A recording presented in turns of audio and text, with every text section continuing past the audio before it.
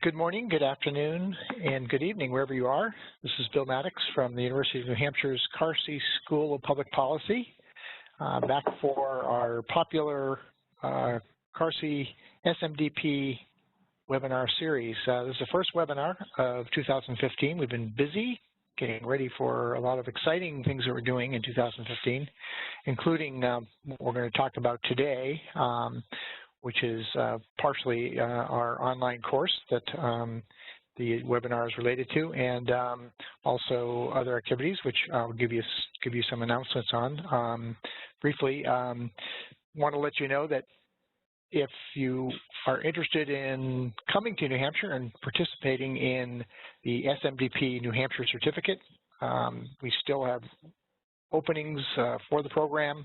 It's going to be taking place June 21st to 27th here in Durham, New Hampshire. We have a great faculty, Candace Nelson, Malcolm Harper, and a lot of great speakers, Joyce Lehman, Chuck Waterfield, Anton Simonowitz, people from the Bankable Frontier Associates, Jeff Ash, Sean Mays. So come to the website and check it out.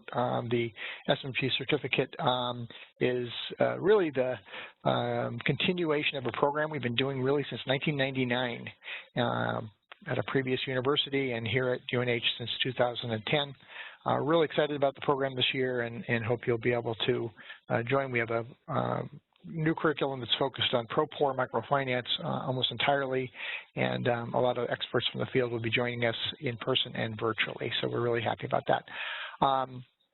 Also want to encourage you, we're going to talk about the SMDP online in detail, but you can visit our website and get the details on both courses. I'll tell you about those in a minute.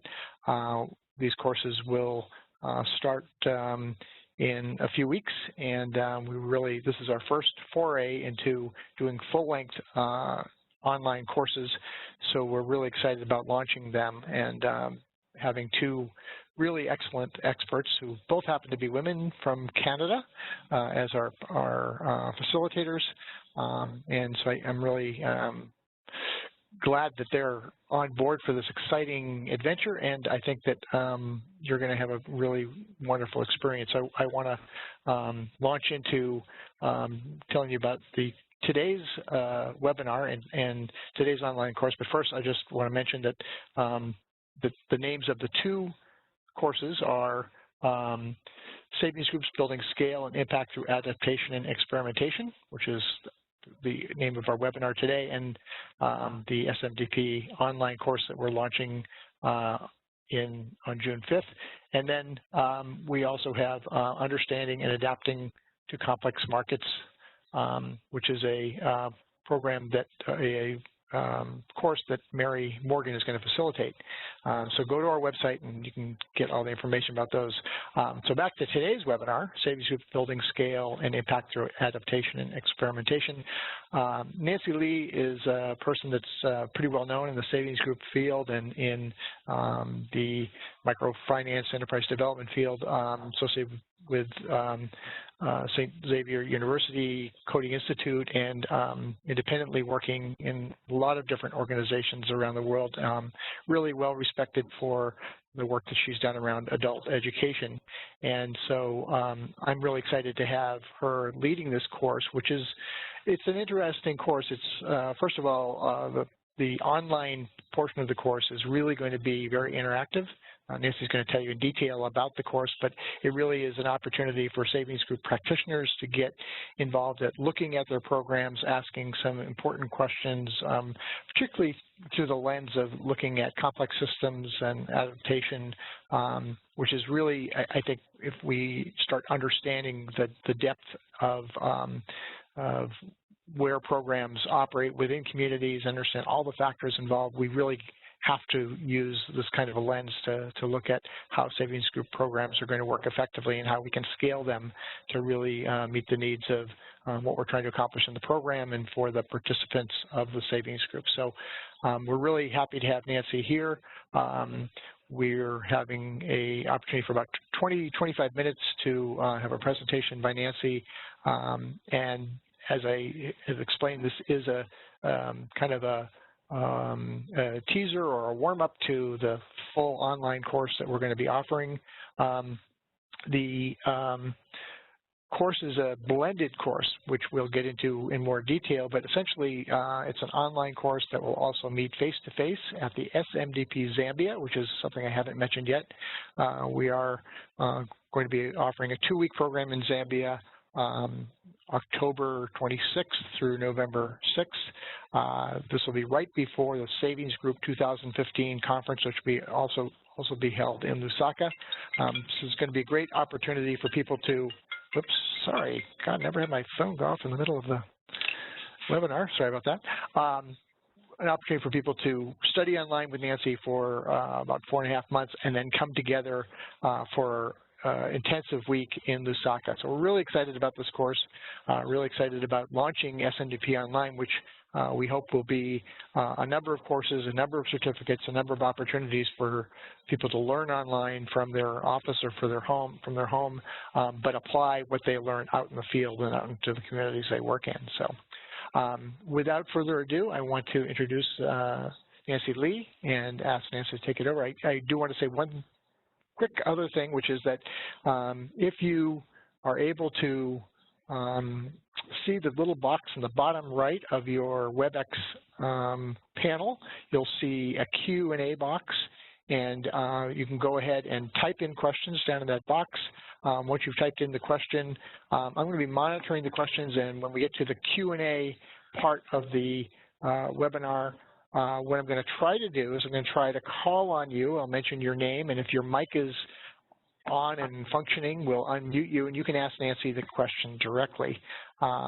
The technology may not work. We're crossing our fingers. If it doesn't work, don't worry, because I'll go ahead and I'll ask the question for Nancy, or for you, for Nancy to answer. And but if you do ask the question on the mic and you want to do a follow-up question, then we'll allow you to do one follow-up. We do want to let people have a chance to ask questions, so we want to leave it open for as many as possible. The other thing that I'll mention briefly is that we are going to have a couple of polls. Just pay attention to what's on the screen and answer the polls that will come up during the course of the webinar.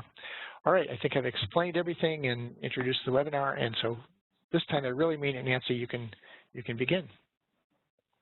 Great, and can everyone see my screen okay? You can actually raise your hand by, if you look in the little box that looks like a hand, and if you press that box, that'll let us know that you can actually see it, or you can type into your chat box and let us know that you're not seeing us. But if you could give Nancy feedback, that's great. I'm seeing it, so I think everyone else is. Okay, great. Well, I'm excited to be here and to share with all of you today. I'm coming to you from Halifax, Canada, and a little bit of a cold, so I'm hoping that you don't have any problem understanding me. Just raise your hands if you do. I know that some of you may be here for the webinar and some of you for a primer for the blended learning course, as Bill said, so welcome to all. I think we have about 20 participants when I saw last. I'm going to start off with a poll question and just see how many of you actually have experience working directly with savings groups or similar member-based organizations. If you could just let us know that. Gives me a sense of who's out there.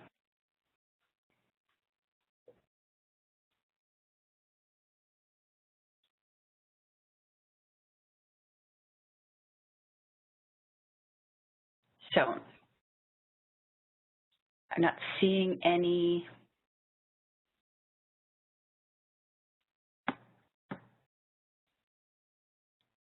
results. Maybe I'll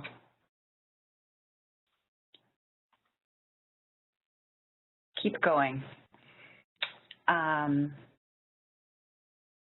Great. So if you could on your computers just let us know whether you have direct experience working with savings groups. If you're wanting, if you're new to savings groups or relatively or haven't worked directly but want to learn more information, you're also welcome. I'm going to go on to the next slide. Oh, here we go. Thank you. So good. We have actually the majority have experience. So fantastic. 67%. Going on to the next slide. So the approach that we're taking to the course and this webinar is around systems thinking. And systems thinking has really been taking off as a way of thinking and implementing. In North America, I do a lot of work on food systems and collective impact and foundations. Nancy? Hello? Yes? I just want to let you know that what I'm seeing of your screen is, I think I'm seeing your view of the screen that has your notes and has the other screen. Yeah, there we go. That's okay. Okay, thank you. Oh, sorry. How's that? Yes? That's good, yes. Okay. Thank you. Yes, and so I do a lot of work in food systems, and in the international development realm as well. There's a real movement. Recently, there was a convening in Harvard around doing development differently, and this is speaking to our need to move away from a conventional way of thinking, causal connections, and looking at pieces and parts, to really recognizing that we work in complexity, we work in unpredictability, and therefore we need to change the way we do our analysis and the way we work.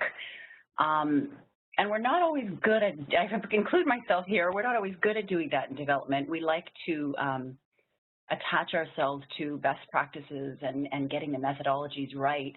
Systems thinking really encourages us to focus more on dipping a toe in, testing, experimenting, adapting, and then reworking. And so it's a bit of a different way of moving. It acknowledges that change is historical, contextual, and emergent.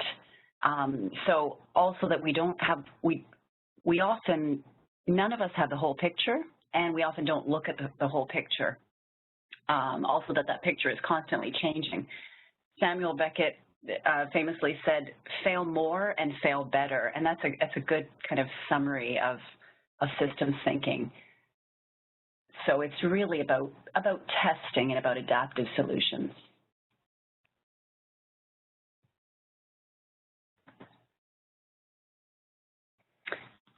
This is a good framework for looking at domains of system change, and this is out of Association for Women's Rights and Development here in Canada. And it's a useful framework for understanding types of systems and how they interact. So you can see the spectrum in the middle coming from the very bottom of individual up to household, community, and then to the broader systemic or societal.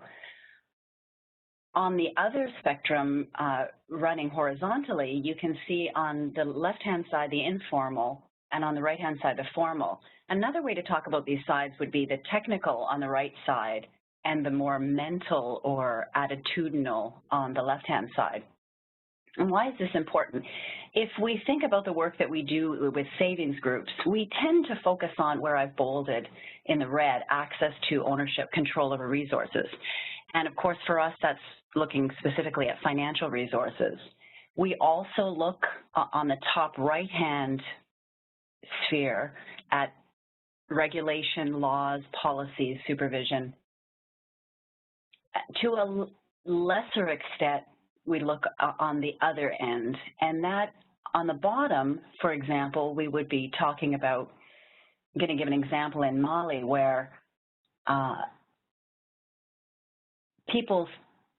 most of the households are involved, at least half are involved in some form of ROSCA or ASCA, tontines, and a variety of informal institutions and instruments. Understanding how these interact, we've learned interact with savings groups are extremely important.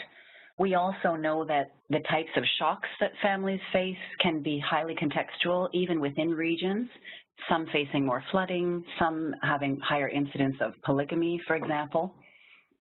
If we look at the issue of gender, women are allotted parcels of land, but without claims to ownership. That top right-hand sphere, they are limited to really make use of that land for and the impacts from it. inheritance property right is a really important area, not just in Mali, but in lots of countries in Africa. And what we can sometimes find is that the law may be in place for inheritance property right, but socioculturally, the ability to exercise that right is not available. And so how we look at all of these various elements is extremely important. In the course, I'm going to share a social performance system where you can combine quantitative technical measures like poverty scorecards with more qualitative analysis of some of these questions around asset ownership and gender. But what I really want to emphasize in terms of this systems change framework is how important the blue side, the left-hand side, or the mental modes are. In the work I was talking about in food systems, something that an early pioneer of systems theory talked about was that when they looked at farming challenges in the U.S., some of the technical problems like increasing farmland for food or even providing federal government subsidies for farming were not as effective interventions as really rethinking the approach to food and food systems, that the economies of scale or commodification approach what really required rethinking and looking at decentralized models of food systems. So underlying the importance of complementing, the technical is extremely important, but complementing it with challenging our assumptions and challenging our mental models, challenging our paradigms. So moving back to savings groups and scale, how we can look at paths to replication and scale.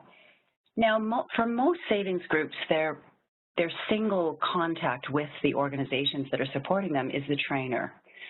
And the path to replication and scale really spans from field officers forming the group, training the group, supervising the group, and then in some cases, some organizations doing so through local NGOs, training their staff and agents to form groups. You can see the groups represented by the green circles.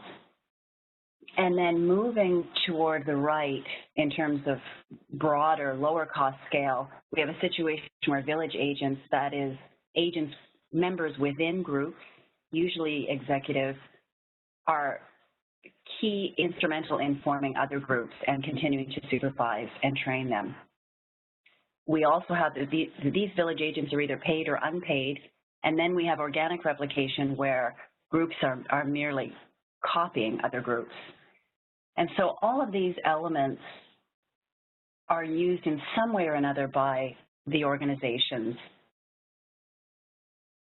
starting with a base of field officers building strong quality groups at a much higher cost, of course, and then increasingly relying on village agents to take over to graduate and take over the process of group formation. It's helpful to also look not only in terms of the implementing agencies that are working with savings groups, but what happens when implementing agencies have either left the area or are not, or looking at groups that have not been affected by external agencies. And there were studies done in Zanzibar and Swaziland that showed that VSLAs expanded at quite a high rate in Zanzibar, 37.5%, and kept their strong performance. A Catholic Relief Services study showed the same, that village agents were able to outperform field agents. So there is a challenge to this assumption that as we move along this path to greater reliance on village agents, that quality is necessarily compromised. So let's look at some of the big, what we're going to do is look at some of the big players in terms of that have been able to achieve scale, some of the big facilitating agencies. beginning with care in Uganda, and these numbers are, I should also say, are underrepresented. They're the latest numbers in SAVIX, so current numbers, especially for care, who make up the majority of the volume of savings groups worldwide. What I want to show here, you can look at these charts in more detail. I'm not going to go into them in great detail, but what I'm trying to show is the reliance that each organization has on field officer project paid staff as opposed to village agents, paid or unpaid. And in the case of care, their overall approach, not just in Uganda, is to really keep low cost per member and provide a fair amount of flexibility to their trainers to determine the procedures in the group, to determine the mode of replication toward village agent payment and incentives, et cetera. You can see that, interestingly, if we look at the totals, about 39% of overall members have been created by village agents, but over 70% of groups and close to 70% of total assets have been created by village agents. So there's a real push with care on that right side of the spectrum to move toward village agent replication and unpaid or unknown as paid. In Oxfam, Freedom from Hunger, we're looking at Mali. And again, the emphasis is really pushing not just village agent replication, but also organic replication, group-to-group replication. And Oxfam and Freedom from Hunger, Mali is known for one of the countries that has used oral bookkeeping system. And Freedom from Hunger worked with Oxfam to also create pictographic manuals. So their focus is on simplifying, and not a simplistic process, but on simplifying the process to ensure that members really understand and have ownership. They found in a study that they did in Mali that there wasn't a great deal of difference in performance between those groups that were organically replicated and those that received a 3-day structured training process. So again, interesting to see that if the reliance on village agents more than 50% in terms of members and groups. And many of them, the majority of them, unpaid, or we don't know if they're paid. So high reliance on group replication. Plan International is one of the players that's increasingly gaining scale, and Burkina Faso is one of their strongest examples. And they had an interesting strategy that they came across in the Namantanga region. An evaluation by Hugh Allen on the VSLA program there showed that they achieved high productivity and high scale by changing the role that village agents played. So where most of the programs focus on field agents, forming and training village agents as well as groups, in this case, they dedicated some of the village agents to only supervising and not training, not doing the initial training, only the monitoring role. So this allowed them to close to double the productivity norms that savings groups would find, close to 1,300 per year for village agents. So again, we're looking at about a third of the groups, members, and assets formed by village agents. Catholic Relief Services in Kenya, and we're going to look at Kenya in a little bit more detail, uses a more systematized approach for their fee-for-agent, they call them PSPs, both in their fee-for-agent process, but also in how they form networks and how those agents are able to apprentice other agents and increasingly gain scale. Again, about a third of the village agents are responsible for forming the groups. It's interesting to see the difference between number of members, number of groups, and total assets. So to really take a look at scale, we're going to look at one of the countries that's achieved broad scale across a number of different implementing agencies, facilitating agencies, and that's Kenya. And this is a study by FSC Kenya where they looked at savings groups in Kenya, comparing them to control groups and also comparing care and Catholic relief services. So what they found is that half of the savings groups already existed in some group or another. They certainly found that where the projects existed, there was less financial exclusion. Groups formed by the projects tended to be smaller, better attendance, not surprisingly, saving and lending more, larger share outs, more likely to have that social or insurance fund, and a lower loss of risk, a lower loss of money. Interestingly, no major difference in economic status, and that plays out with the randomized control studies as well. About a third of the groups are formed by members or groups or village agents, and similar to the stats we just saw, village agents make about 29% of their income from working with savings groups.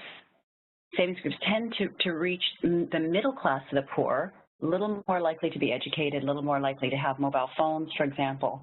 Although studies have shown that as areas become more saturated, poor members of communities enter groups. 51% have used mobile phones. You can see their use of other instruments such as 20% banks, 7% SACCOs, and the majority using their own hiding places. 88% of members were satisfied, 63 knew their balances, and in terms of consumer protection, 15% left the group because of either an inability to save or problems, and about 5% reported money lost or stolen. But the most interesting thing to look at is the contrasting approaches to scale in Kenya by the two big players, CARE and Catholic Relief Services. And what they found in the study confirms what we were looking at earlier, and that is that CARE takes a real low cost per member approach and really pushing the village agent model with some flexibility to how it's applied.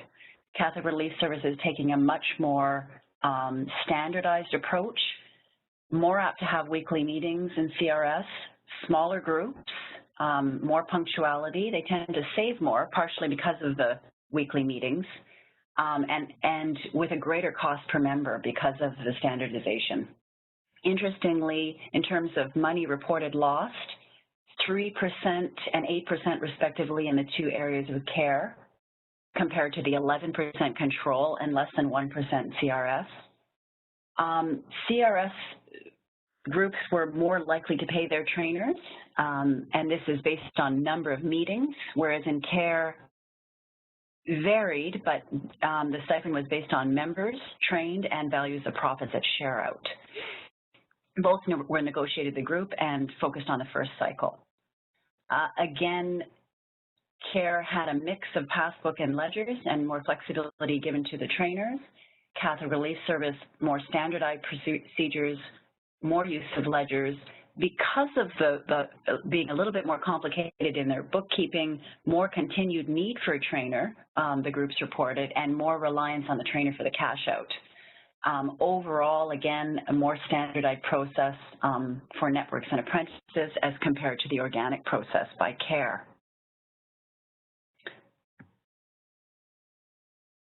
Also wanted to share the situation of the mobile money in Kenya, the fairly new M-Shwari product that's being offered in collaboration with Safaricom and Commercial Bank of Africa. And why this is important is going back to the system, looking at Kenya as a whole, the level of scale that mobile money is reaching in Kenya is certainly already having an impact on savings groups because it is really the main complement and competition for storing and depositing funds. And this is likely to continue to grow.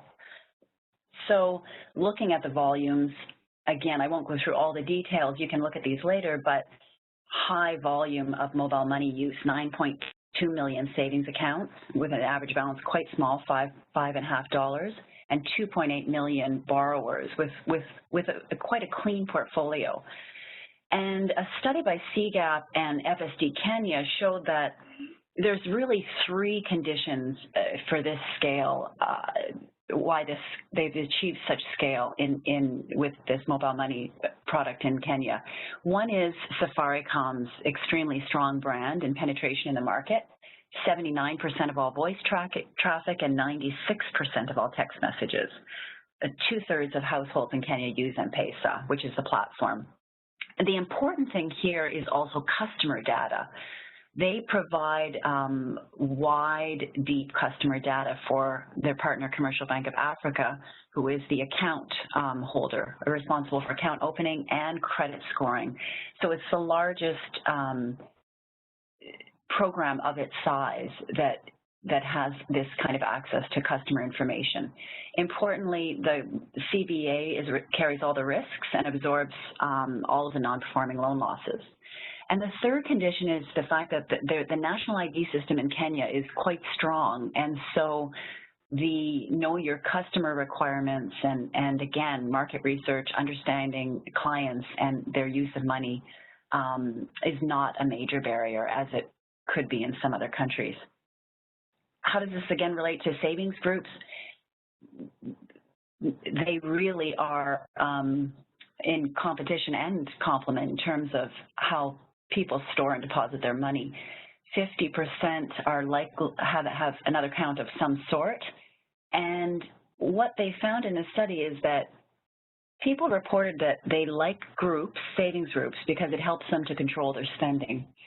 So commitment savings and also investment in large lump sums, particularly for businesses. Mobile money tends to be higher transaction. So this helps them ensure short-term liquidity, so the ups and downs in their cash flows and making longer-term investments in the future. Most save just a small part of their financial assets, and they do this because there's a high volatility in Kenya in terms of amount of income that can be up to 50%, 55%, and sources of income are reported to be, for a median household, 10 income sources. Importantly, and there was a great CGAP blog written about this, they were able to crack this mobile money product because they were able to understand people's mental models of money, how they're using mobile phones, how they're saving, why they're saving, in what form, and how that is constantly changing. So that ability to monitor, crucially important, and back to the mental modes that we talked about earlier in the systems analysis. So in terms of savings groups and linkages to banks and mobile operators, 65% of Kenya make use of M-Pesa, and they also piloted a product with Equity Bank and Orange, a mobile operator, 200 groups, which earlier, these have grown as well, but about 4,200 groups in the pilot and 105,000 members over 5 countries in Africa. And so that's the situation of savings groups and linkages. There's a lot of debate about linkages, whether or not certainly linkages allows groups to enter into the formal system and broaden their scope of products. The debate is really whether those efforts aren't better spent at continuing to form and support more groups. So drivers of scale. Coming back to our paths of replication and scale, there's really a tension on one side of high-cost quality groups that are formed and trained by field staff. And as we move out to the right, those groups that are organically replicated, created by village agents, paid and unpaid. And if you can see, I've taken the drivers of scale and I've collected them into 3 broad groups. And you can see in blue, all of these factors really relate to training or trainers in some way, and the productivity of agents or the caseloads. How much can they handle, as in the case with plan, what role are the village agents playing? Maybe there's room to play there. The length and intensity of accompaniment. So CRS tends to accompany their groups longer than, for example, CARE and Oxfam in general, and these will vary by country.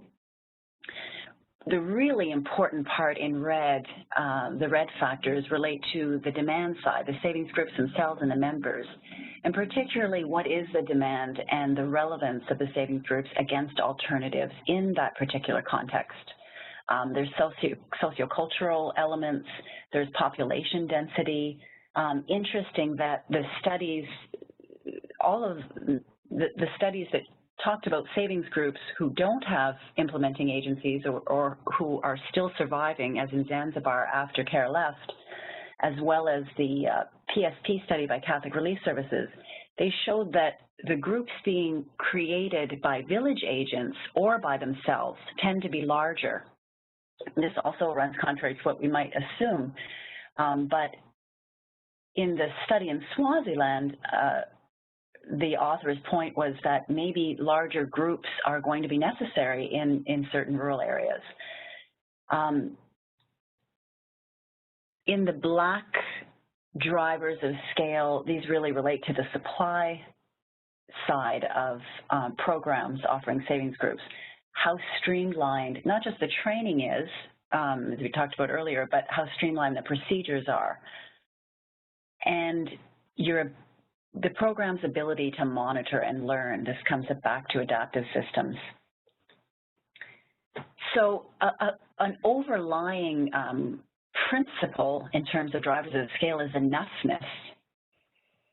How much training is enough to ensure that groups are safe and operating at a good level of quality and sustainability. So the tensions that exist in terms of these various factors of scale, there is field officer quality versus village agent cost, but as I said, the CRS study and others are showing that village agents can produce groups of similar, if not superior quality. The PSP study showed that they were actually superior quality in terms of financial measures like savings levels, group assets, and loan sizes. I also found in working on the SAVIX database, we did audits of groups, and many of the village agents actually outperformed field staff. Quite interesting. So what is a quality group is an important question, and what is good enough quality when we're talking about group replication and scale? What's the balance between standardization versus flexibility and lower cost? Especially for mature groups. One of the studies by CARE reported that some of the mature group adaptations were seen as deformations from the methodology, but in fact, we could, and we quite possibly should be thinking of those adaptations as local variation or sophistication. So what's the balance between methodology compliance and support to groups to make informed choices? The size of the trust relations in the group, as I talked about, many of the village agent or self-replicating groups are larger. A lot of the facilitating agencies are experimenting with networks and clustering to achieve the economies of scale. Perhaps in some areas we want to be looking at simply larger groups. In Kenya, there are extremely large indigenous groups and in Swaziland as well.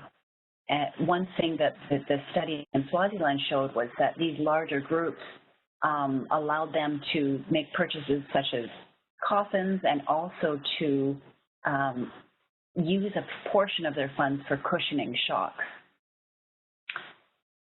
Finally, breadth of scale, or breadth of outreach or scale versus scope, or depth of outreach. So linkages, for example, broadening scope of services, possibly at the expense of breadth or scale. So back to systems thinking and relevance to savings group practitioners. We know that we operate in a context of complexity and unpredictability. We know that savings groups, members, programs have varied types of shocks and stresses. What we need is not just local staff who can get methodologies right, but those who can solve problems, contextualize, and adapt. We need continual monitoring and good data. This has been a really important best practice, but this has been an important lesson in the systems, the systems work in North America, how important good data and constant data is. Positive deviance, finding out what works and why, asking the right questions, lots of them, and really asking ourselves how good we are at adapting. So that brings us to the blended and distance learning course that we'll tell you more about. I want to take another poll and ask you how many of you have any experience with distance or blended learning, distance or blended learning, if you could, yes or no, in any form. It doesn't have to be with savings groups. I want to tell you about the blended learning course that we're offering on savings groups. And one of the real benefits of distance learning is the fact that practitioners are in the field. They're in their place of work and in the communities. So this allows us to conduct an action research assignment throughout the program, which is incremental and stepped and allows learners to really tailor it to a relevant issue facing the organization. Also nice about online learning is the materials are always available for reference. People can draft comments, take some time to draft comments and come online when it's convenient or flexible given their work and home life. You have access to a broad panel of experts from SMDP, including previous webinars and podcasts. So sheer amount of material available and expertise available because of the expansion of time and space online. So looking at the poll, any experience with distance or blended learning? Just want to give you an example. I'm running out of time here, but I want to give you an example of a previous action research assignment that was conducted in an online course on savings groups. This is a question that was asked by one of the participants prior to the course and the question that they came out with by the end of the course. The first, what are the cost-effective approaches to deepening outreach of financial services to the rural poor in Kenya? And afterward, how did the three savings groups outreach or delivery channels employed by our organization compare in terms of group performance, cost effectiveness, and depth of outreach for our members? So they had really managed by the end to crystallize and sharpen their question strategically for the organization. So I'm going to leave off with an overview of the course. By the end of the course, we really expect that you'll have wide access to best practices, case studies of savings groups, but also learners will have understood and applied adaptive systems analysis. They will be in the field trying to find the right strategic question for their context and organization, matching that to methods and doing the analysis. You can see here an overview of the course, and each of the modules is about a month long. Learners online have some flexibility as to how they come in and out during that month. There are, of course, course requirements, but in terms of discussions and participation, but quite a lot of flexibility as to how that is done. So you can see the various modules, savings groups and system analysis, models of outreach and scale with case studies, a double bottom line monitoring and impact, financial and social performance, and finally scanning the environment and savings groups as platforms. That's the online portion before we wrap up and prepare for the week in Zambia, and that's a face-to-face field intensive. And I'm going to stop there and open it to questions. Thank you. Sorry, I couldn't find my unmute button. Here I am. Can you hear me? Yes. Okay, so we actually had a question from Stephen Waters, who is not sure his mic is going to work, so I'm going to go ahead and ask the question. Stephen asked, Nancy mentioned that CARES groups have a higher loss rate than those of Catholic Relief Services. What factors does she see contributing to that situation?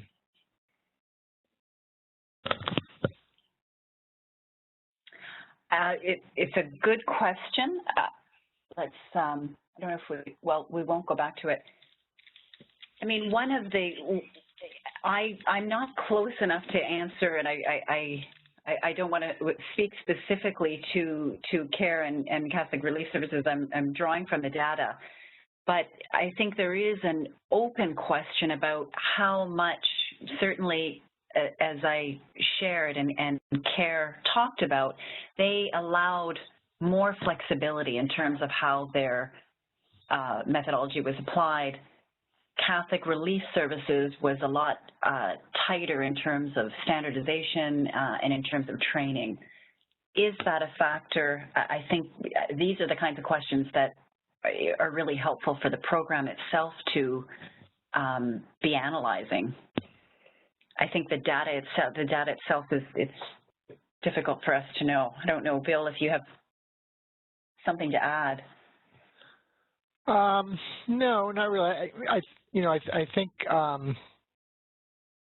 sometimes the approaches are designed based on kind of a more of a meta scale as opposed to what's happening at the local level. So I think sometimes there may be different approaches that are trying to achieve things across many different districts that are, I'm not trying to say cookie cutter, but more of a kind of a system-wide approach as opposed to individually in each community, which that's where you really see a lot of the kind of innovation and different approaches that CRS is, if they're doing weekly meetings or having much more contact with people, then they actually can see more kind of nuances in some ways. So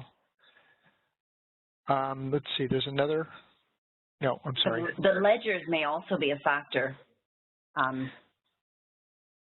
Right, and that's also, I don't know if it's controversial, but I think from a program management side, passbooks are considered more reliable, give people, a greater, a greater pulse of, what is actually happening in the group. The ledgers also have a higher error rate, so that's definitely an issue.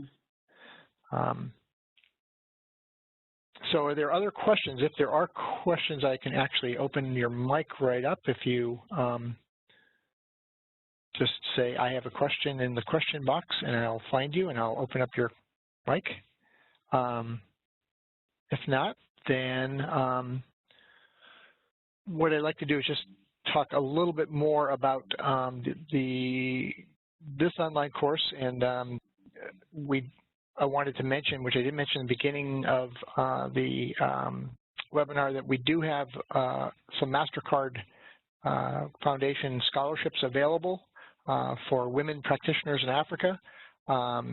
These scholarships would cover the entire cost of the 1 week of the course in Zambia, and of course the entire 4.5 months of online.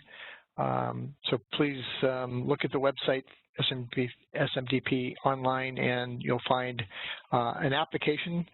We don't have a separate application for the scholarships. We have a combined application, so you would complete the application, and then a portion of it talks about the MasterCard scholarship. So if you're eligible, then please go ahead and apply. We encourage you as listeners of this webinar to tell other people about the SMDP online. We're now in a situation where we're kind of down to the wire in some ways. We're trying to get a minimum enrollment. I think we'll get it. We're really excited about this, but we really want to have the idea of having a course with 15 or 20 people as opposed to 6 or 8 in terms of the diversity of experience and the learning that can happen is, obviously enhanced. So we want to encourage as many people as possible to jump in on this. I also want to just take a moment to mention the other course. So just back up a little. This course that Nancy will be leading, Savings Groups Building Scale and Impact Through Adaptation and Experimentation, is actually going to start on June 15th and will continue to Friday, October 23rd. Then the face-to-face portion will be November 2nd through November 6th, and that'll be in Lusaka, Zambia, during SMDP Zambia, which, as I mentioned before, is just right before the Savings Group 2015 conference, which hopefully anybody who's involved in savings groups will make an effort to come to. It should be a really interesting, really exciting conference. And the 2 weeks of the SMDP beforehand will be really also intensive, useful, and there'll be practitioners from all over Africa and elsewhere. So really want to encourage people to do that. We, along with the savings group course that Nancy is facilitating, we're also really excited to be able to offer later on in June, starting on June 29th, Understanding and Adapting to Complex Markets, which is facilitated by Mary Morgan. You might know of Mary Morgan's name, someone who's been involved in, way back in the day, BDS and market development, looking at more recently complex market systems. And Mary's got a wealth of field experience.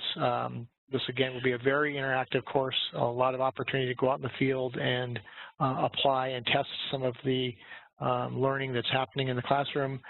This is not a blended class, so there is no field component for the entire class to meet somewhere, but it will be entirely online.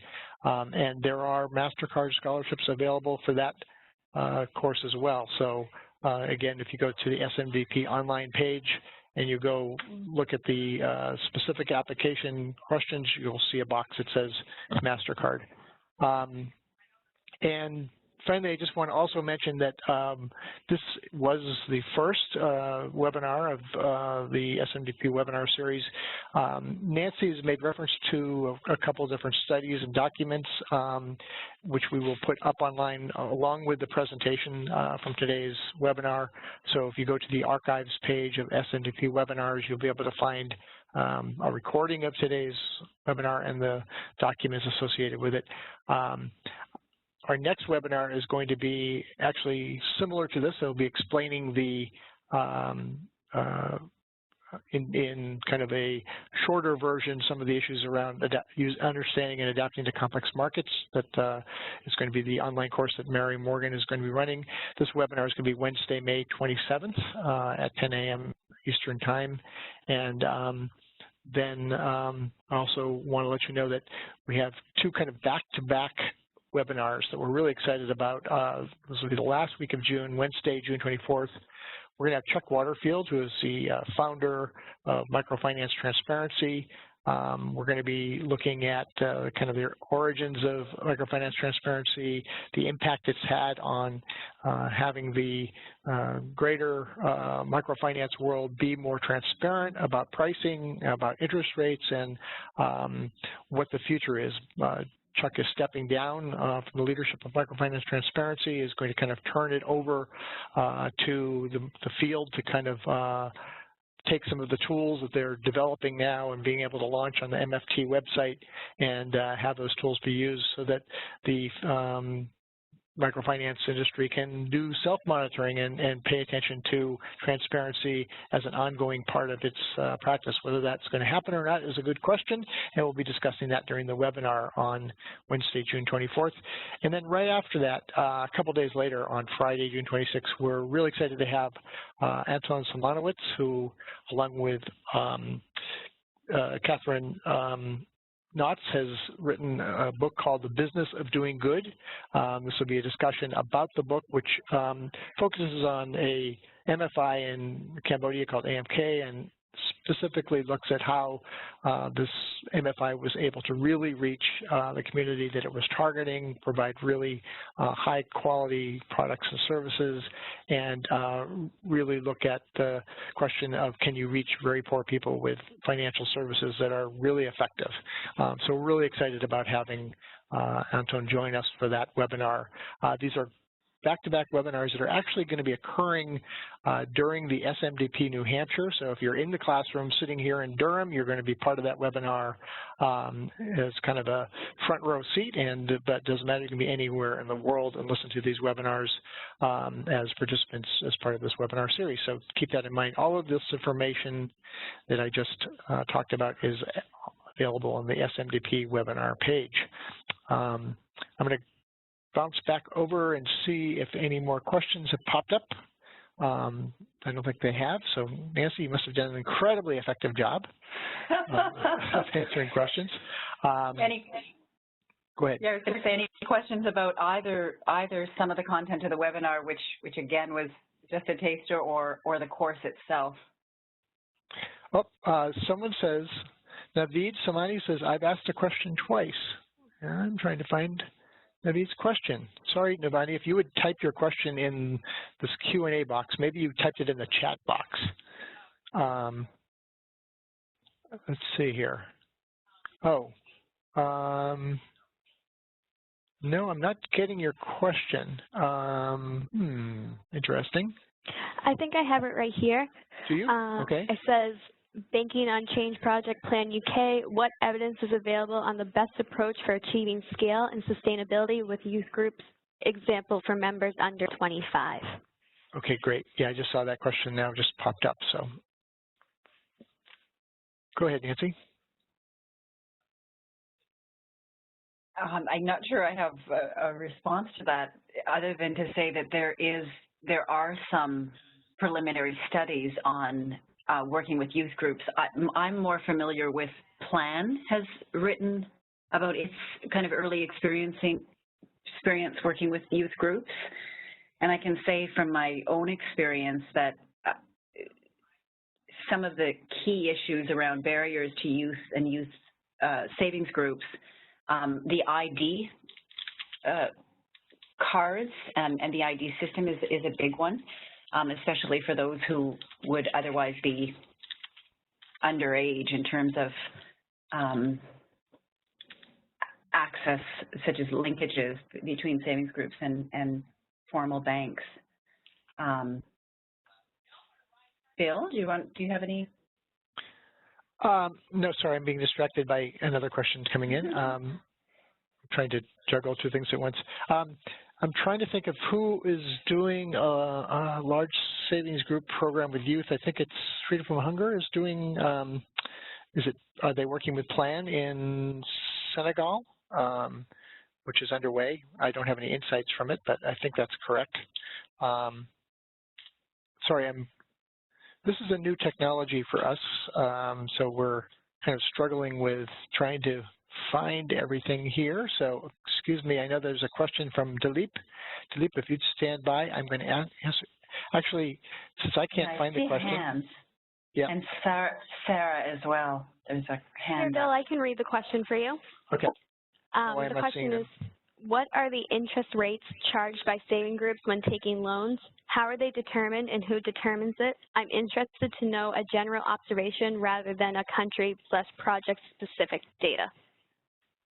Also, Nancy, before you answer that, if people are typing in their questions into the chat box, can you please make sure you're sending it to all presenters and not just the host? That must be the reason why I'm not seeing them. Okay. I'm not seeing them at all. Okay. So the answer to your question is that the interest rates vary widely from group to group because the groups themselves determine the interest rate.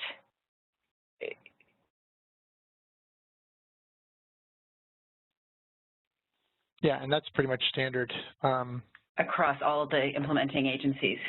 Go ahead, I'm sorry. Go ahead. No, go ahead. I don't think there's many implementing agencies that actually prescribe or dictate a particular interest rate. I think that's an experimental thing that groups try. I think generally groups are charging a higher interest rate than what they would get from maybe an MFI sometimes, but maybe not. Definitely lower than the money lender. But since the money is come back to them through the interest collected, then I think that they sometimes are interested in jacking it up to increase the amount that the groups can earn from each other and from themselves. So. All right. Oh, go ahead. Go ahead. I'm sorry. We have one more question from Douglas, and he's asking, what is the definition of large group and small groups from the study? Good question. Large group and small groups. Well, when I was talking about the studies in Swaziland and Zanzibar and the CRS study, some of the studies, or some of the larger groups, for example, in Swaziland, they were up to 50 people. In Kenya, I also came across kind of more indigenous ASCAs that were up around 50, 60, which is well beyond what most of the implementing agencies try to keep groups small, around between 15 to 25, for example. And you can find groups, I've heard of groups in Kenya up to even 100. Yeah, and knowing that these groups have subgroups, I mean, they can be quite complex in their architecture, some of these indigenous groups. Yeah, I think I've seen studies that say that you get beyond 30, 35 members, there actually is an impact on some of the kind of social cohesion and just the functioning of the group becomes more complex and therefore kind of more stressful for people. So that's why I think facilitating agencies usually shoot for the 15 to 25 range just because it's more manageable. So. All right, well, we're a little over time, but I want to thank Nancy very much for a great presentation and a great opportunity to talk about what she'll be teaching on the online course, which will be starting in the middle of June. I want to thank all of our participants and apologize for the confusion around the questioning. Next time we'll get that clear, where you should ask the questions and who you should address it to. This, as I said, is a new technology for us. I want to let you know that we will have our next webinar on May 27th with Mary Morgan, Understanding Adapting to Complex Markets. SMDP New Hampshire is coming up at the end of June, and registration is still open. And SMDP Zambia registration will be open in about a month or a little less. We have MasterCard scholarships available for both online courses that we're offering and for the New Hampshire program and for Zambia, which will be available, as I said, a little bit later.